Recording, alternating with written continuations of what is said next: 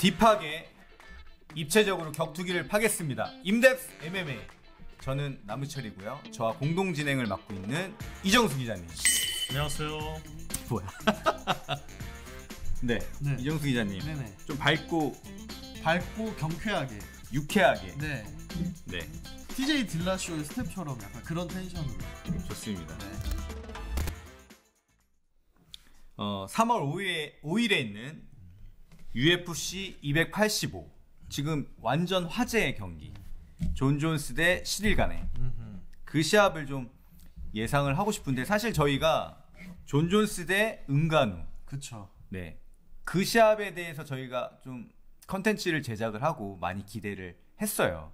그리고 올해 가장 기대되는 매치로 은간우 대 존 존스의 시합을 저희가 컨텐츠로 기획을 했는데 아쉽게 은간우가 계약이 안 됐어요. 그렇죠. 네. 이제 이게 어떻게 된 거냐면 프란시스 은간우, 네.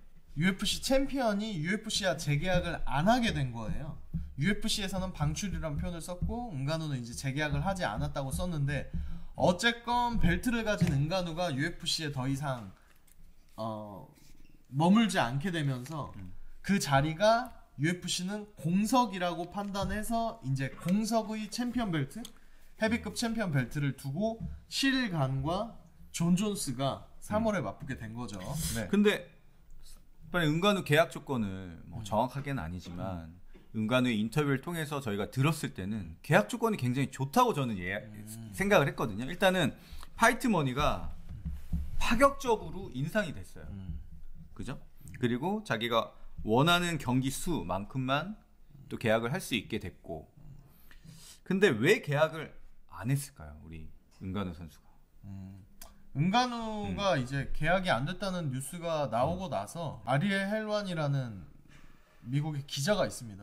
거의 가장 유명한 기자인데 그 기자와의 인터뷰에서 얘기를 하기를 프란시스 은간우가 거의 2시간짜리 독점 인터뷰를 했거든요. 영상으로. 지금은 카메룬에 있어요. 본인의 조국인 카메룬에 있는데 거기서 얘기한 게, 그리고 또 데이나 화이트도 은간우가 재계약을 안 한다는 사실이 밝혀졌을 때 기자회견에서 했던 얘기가, 팩트만 얘기를 하면 은간우는 UFC 헤비급 역사상 가장 많은 돈을 가장 큰 금액을 받는 선수가 될 수 있는 계약을 제시를 했다는 얘기가 있었거든요. 이제 거기서 가장 큰 금액을 받는 UFC 선수가 아니라 헤비급 선수라고 한정을 한 것은 뭐 타체급 코너 맥그리거겠죠. 코너 맥그리거 말고는 가장 좋은 조건의 계약을 제시받았다는 것이 이제 은간우 입장이고 또 데이나 화이트 입장인데, 은간우 같은 경우는 그거예요. 이 제일 중요했던 것이, 이게 좀 저도 들으면서 좀 뭉클하면서도 좀 신기했었는데, 은간우가 이 얘기를 한 거예요. 보험. 그렇죠. 보험 얘기를 했죠. 의료보험. 왜냐면 미국은 이제 의료보험 체계가 우리나라랑 좀 달라서 그 본인이 개인적으로 의료보험을 돈을 많이 내요. 그 비중이 훨씬 커요. 의료보험을 많이 보장해주지 않아서. 은간우는 외국인이니까 또 뭐 어떤 차이점이 있는지 또 그런 것도 있을 수 있겠죠. 그래서 이제 근데 UFC 선수 같은 경우는 이제 파이터니까 아마 보험 요율 같은 게 높다는 것 같아요. 그런 부분에서 이제 파이터들이 아무래도 버는 돈이 그렇게 많지 않은 선수들은 의료보험까지 내면서 사기업의 의료보험까지 의료보험료까지 내면서 선수를 하는 것 자체가 쉽진 않은 거죠. 쉽지 않죠. 네. 그래서 이제 그 얘기를 꺼낸 거예요, 은간우가. 그 얘기를 꺼내서 아리엘 헬완이가 잠깐만, 너 지금 의료보험 내는데 솔직히 너는 문제 없는 거 아니냐. 그랬더니 은간우가, 저도 이거 얘가 왜 이런 얘기 했거든요. 근데 은간우가 거기서 뭐라 그랬냐면 아니 그 말이 아니고 선수들 전체를 위한 의료보험을 UFC에 내달라고 했다는 거예요. 와, 근데 그거 듣는데 와, 뭔가 소름 돋았어? 소름 돋았어. 난 생각도 못했어요. 근데 은간우가 지금까지 걸어온 발자취나 계속 해왔던 인터뷰나, 그리고 은간우의 코치인 익스트림 커투어거든요. 라스베가스에 있는 익스트림 커투어 체육관, 랜디 커투어의 체육관에서 은간우랑 같이 훈련하는 에릭 닉식이라는 코치가 있는데, 이 사람의 증언 같은 거, 그 전날 이 코치도 인터뷰를 했는데, 이런 것들을 종합해서 보면 은간우가 하는 말이 그냥 하는 말은 아닌 거야. 좋은 사람처럼 보이려고 하는 말은 아닌 거예요. 나는 뭐 아무래도 그 익스트림 커투어에서 랜디 커투어의 어떤 영향을 받았을 수도 있고 그리고 나는 좀 아니야. 그건 아닌 것 같아. 100% 이게 진심일까?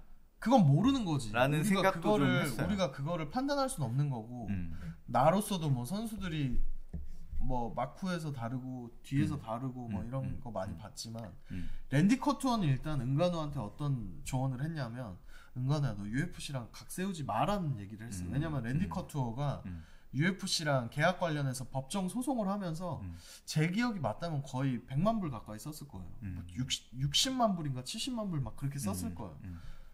근데 이제 UFC 같은 경우는 6, 70만 불 정도 법정 비용으로 써도 생채기도 안 나는데 개인으로서는 그런 비용이 쉽지가 않거든요. 어마어마한 그래서 돈이죠. 랜디 커투어한테는 오히려 그런 조언을 많이 받았다기보다는 지금까지 알려진 거로는 좀 각 세우지 마라. UFC란 건 쉽지 않은 일이다. 근데 그리고 하나 더는 은간우가 뭐가 있냐면 그 은간우가 이런 말에 설득력을 가질 수 있는 게 그거예요. 은간우가 지금 사람들은 내가 이런 얘기하면 나에게 있어서 그 돈을 포기한 것에 대해서 내가 어리석다는 얘기도 하고 그리고 이렇게 UFC랑 계약이 안 된 것에 대해서 마음고생도 심할 거라고 하는데 은간우 본인이 하는 얘기는 그거예요.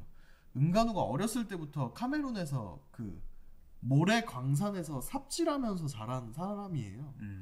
그리고 카메룬에서 그 말하자면 보트피플처럼 난민으로서 프랑스에 갔다가 막 구류되기도 하고 프랑스로 가려다가 카메룬에서 잡혀서 막 감옥 같은 데 들어가기도 하고 그리고 그 감옥에서 간수들이 약간의 어떤 음모론을 통해서 그러니까 은간우가 그 감옥 안에서 진짜 몇 년 동안 머무를 뻔하게 셋업을 당할 뻔하기도 하고 그리고 은간우가 프랑스 파리로 카메룬에서 프랑스 파리로 우여곡절 끝에 건너갔을 때 체육관에서 자면서 자랐고 이런 스토리들이 되게 잘 알려져 있거든요. 그래서 은간우는 그거예요. 뭐 지금 내가 가진 거 다 잃는다고 해도 나는 어렸을 때 비교하면 이런 건 전혀 문제가 될 것이 없다. 그런 얘기를 하는 거죠. 그렇죠. 뭐, 또 궁금한 거. 선수 보험뿐만 아니라 UFC와 계약 협상 시 변호사를 대동할 수 있게 해달라. 아니면 그 시합복, 유니폼에 개인 스폰서 노출을 허용해달라. 사실 UFC 입장에서는 들어주기 정말 힘든 요구 조건이기 때문에 들어주기 힘들죠. 네. 들어주기 힘들고 뭐 변호사 대동 그 얘기는 저는 자세히 못 들었는데 그것도 맞아요. 스폰서들을 허용해달라. 근데 제가 보기에 스폰서 허용해달라는 건 진짜 실현 가능성이 낮고 그래도 그거에 비해서는 선수들의 보험료를 UFC에서 책임져달라 이런 걸 부담해달라. 요거는 가능성은 있지만 그렇다고 은간우가 개인 자격으로 협상 테이블에서 얘기했을 때 들어줄 가능성은 정말 낮은 사안이긴 했죠. 그래서 어쨌건 은간우는 잠재적으로 일단은 엄청난 돈을 벌 수 있는 계약은 안 하면서 시릴간과 존 존스가 성사가 됐죠. 네. 협상이 결렬되면서 이제 존 존스와 시릴 간의 시합이 이제 3월 5일로 확정이 됐습니다. 간단하게 한 시합 예상을 한번 해볼까요? 시릴간은 제가 프란시스 은간우랑 존 존스의 경기는 은간우가 이길 거라고 승리를 할 것이라고 예상을 했는데 비교적 손쉽게. 근데 시릴간과 존 존스 모르겠어 솔직히. 왜냐면 시릴간은 물론 스트렝스가 좋고 펀치도 좋은 선수인데 은간우는 진짜 헤비급이 가질 수 있는 특성이 완전히 극도로 특화된 선수거든요. 힘이 너무 좋고 펀칭 파워가 말이 안 되고 요 두 가지 그리고 사이즈 요런 장점들이 너무 명확한 선수인데 시릴간은 사실 어떻게 보면 존 존스랑 장점이 많이 겹쳐요. 맞아. 파이트 IQ, 거리 감각 그리고 어떤 센스 전체적 센스, 운동 신경 요런 것들인데 은간우에 비해서 시릴간이 펀치가 엄청나게 세거나 물론 펀치력 좋지만 아니면 또 스트렝스를 엄청 앞세운 게임을 하거나 그렇진 않거든요. 그래서 존 존스 모르겠어 진짜. 그래도 저는 11간 쪽? 난 이거 되게 쉬워. 뭐죠? 내 입장에서는. 뭐죠? 11간에는 뭐 타격 좋고 뭐 빠르고 스텝 좋고 거리 잘 잡고 뭐 정말 공격의 다양한 패턴, 장점이 정말 많은 파이터인데 단점이 있어. 뭐죠? 레슬링이 약해. 그거는 종합격투기에서 굉장히 큰 약점이라고 생각하고 보완하기가 쉽지가 않아. 반대로 존 존스는 레슬러야. 그래서 나는 이번 게임은 사실 뭐 단점이 분명한 11간을 상대로 존 존스는 뭐 적당히 타격 좀 섞어두다가 나는 레슬링 싸움을 걸 거라고 생각을 해. 그리고 넘어뜨리면 어떤 존 존스 영역에서 게임이 되지 않을까. 그래서 난 조금 이거는 좀 예상하기 쉽다고 생각했어. 아니 11간 그러니까 저도 그건 맞는 것 같아요. 존 존스의 레슬링이랑 그러니까 여기서 지금 쉽게 예상을 하기 힘든 게 존 존스의 몸 상태도 사실 일부러 공개를 안 하고 있고 존 존스가 약간의 웨이트 할 때 펌핑된 몸 정도만 공개가 됐는데 이 선수가 링러스트를 극복할 수 있을지 존 존스가 감각 그리고 이 스트렝스가 어느 정도일지 그리고 스트렝스가 올라왔다고 해도 체력이 그걸 5라운드 받쳐줄지 이런 뭔가 암흑 속에 묻혀있는 부분이 많잖아요. 근데 확실한 거는 의철님 말한 대로 그 존 존스의 공격 레슬링이 얼마나 먹힐 것이냐가 되게 포인트인 건 맞는 것 같아요. 근데 저는 11간한테 통할 것 같기도 해. 왜냐면 존 존스가 일단 스트렝스 자체가 라이트 헤비급에서 되게 좋은 편이었고 근데 또 한편으로는 11간이 또 레슬링이 나쁘지 않고 저는 이제 은간우전에서는 많이 넘어갔는데 그 전 경기에서 보면 딴 선수들은 거의 11간을 넘기지 못했었거든요. 그런 부분 하나랑 그리고 존 존스가 라이트 헤비급에서도 되게 역동적이고 다이나믹한 선수들을 따라잡는데 좀 힘겨워했던 부분이 있어요. 구스타프손이랑 저 레이에스, 도미닉 레이에스 선수 그때 보면 좀 힘들어하는 부분이 있었어서 또 이런 부분에서 11간이 좀 앞서지 않을까 싶기도 하고 근데 모르겠어 진짜. 존 존스의 지금까지 제대로 된 뭐 스파링 영상은 둘째치고 한 최근 1년 내에 그냥 훈련 영상조차 거의 웨이트 훈련이나 러닝 훈련하는 영상조차 제대로 공개된 적이 없어서 이게 진짜 웃긴 게 존 존스가 지금 현재 헨리 세우도랑 같이 훈련하거든요. 아리조나에서 정찬성 선수가 항상 훈련하던 파이트레디 거기서 훈련을 하는데 헨리 세후도도 되게 똑똑한 사람이고 존 존스도 되게 똑똑하고 둘 다 그 제가 보기엔 그런 게 있어요. 뭐냐면 극도의 그러니까 헨리 세후도 올림픽 메달리스트잖아요. 심지어 그 두 선수 모두 약간 심리전에 있어서 굉장히 달인 같은 느낌이 있는데 헨리 세우도의 유튜브 채널에 지금 존 존스의 트레이닝 브이로그가 올라오거든요. 진짜 웃긴 게 뭔지 알아요? 뭔데? 존 존스 트레이닝 브이로그인데 트레이닝 영상이 하나도 안 나와. 둘이 얘기하는 것만 계속 나와요. 그러니까 나는 얘 어디 잠깐이라도 그 인서트 영상으로 하다못해 뭐 싸잡고 있는 영상이라도 나올 줄 알고 엄청 봤는데 그거를 의도적으로 정보를 공개를 전혀 안 하고 있어요. 그거는 뭐 시합을 앞두고 있는데 굳이 할 필요가 없지. 그러니까. 근데 이렇게까지 뭔가 체급이 바뀌더라도 이렇게까지 비공개로 한 사례는 제가 보기엔 한 번도 없었거든요. 근데 철저하게 해야 되는 부분인 것 같아. 근데 나는 지금 궁금한 게 뭐냐면 UFC 카운트다운을 녹화를 할 거란 말이에요. 근데 존 존스가 뭐라 그랬냐면 나는 11간을 개체량 하는 데서 놀래키고 싶다 그랬어.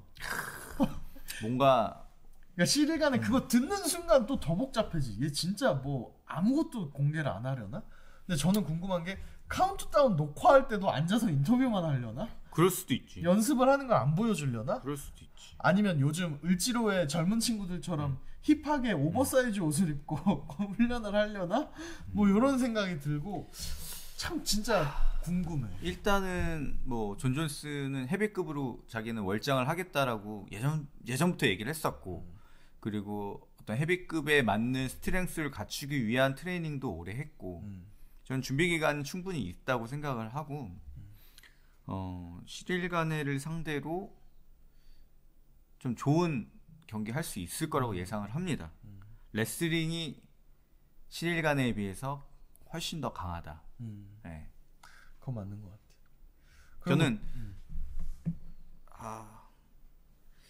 존 존스가 진짜 좀 어떤 느낌이냐면 농구로 치면 약간 마이클 조던 같은 느낌. 맞아요. 정말 극강의 선수. 너무 잘해. 네. 어떻게 보면 제가 UFC 많은 경기를 봤지만 그중 어떤 UFC 역사상 가장 강하고 위대한 선수 중에 하나가 저는 존 존스라고 생각을 해요. 네. 쉽게 이긴다. 쉽게까지는 아니고 이거 취소하겠습니다. 확실하게 이긴다. 가능성 있는 것 같아. 그래도 저는 시릴간 쪽으로. 오늘 저랑 많이 갈리네. 작정하신 건가요? 아니요, 작정은 안 해. 근데 약간 나중에 가능성이지만 프란시스 은가누가 UFC로 돌아올 가능성도 전 여전히 존재한다고 봐서.